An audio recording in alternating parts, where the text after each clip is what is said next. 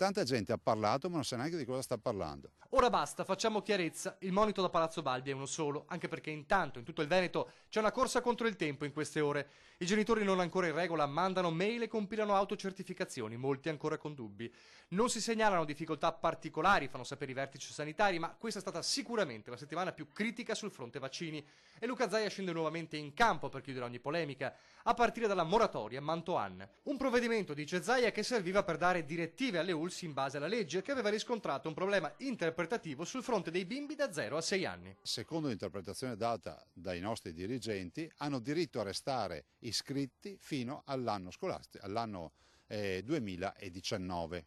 Secondo invece l'interpretazione del Ministero, quindi il Ministro Lorenzin, i bimbi già iscritti da 0 a 6 anni nelle scuole per l'infanzia hanno diritto a restare iscritti anche con l'autocertificazione fino a marzo 2018, quindi la visione è di un po' di mesi di differenza. Questo invece ha scatenato polemiche che secondo Zaia non stavano né in cielo né in terra. Veneto antivaccinista contro governo vaccinista? Decisamente no, secondo il numero 1 di Palazzo Balbi, perché la legge Lorenzin dice una cosa. I bimbi non vaccinati vanno all'asilo, ci possono restare con un'autocertificazione, di fatto la semplifico, fino a marzo 2018. Quindi non è vero che i bimbi non vaccinati con la legge Lorenzin se ne stanno a casa, anche se hanno voluto far credere che con la legge Lorenzin i bimbi non vaccinati stanno a casa. No, perché la Lorenzin ha fatto una circolare dicendo che fino a marzo 2018 possono starci. Sfido chiunque a dire che io sto dicendo inesattezze o cose non vere. Alla fine dunque il risultato è stato uno solo. Il dirigente ha ritenuto, ha proposto, come ha proposto il decreto all'inizio, ha proposto anche una soluzione, ha detto sospendiamo il decreto, mi ha scritto,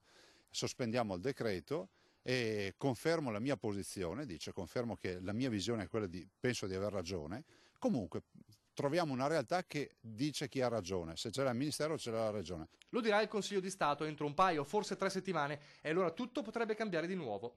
Resta un fatto, secondo Zaia, non si può attaccare sul fronte vaccino una regione che nel novembre 2016 già si portò avanti su questo fronte. Il sottoscritto ha portato in giunta un provvedimento che obbliga tutte le scuole per l'infanzia da 0 a 6 anni, quindi gli asili, li chiamo così volgarmente, gli asili, ad avere nelle classi almeno il 95% di bimbi vaccinati.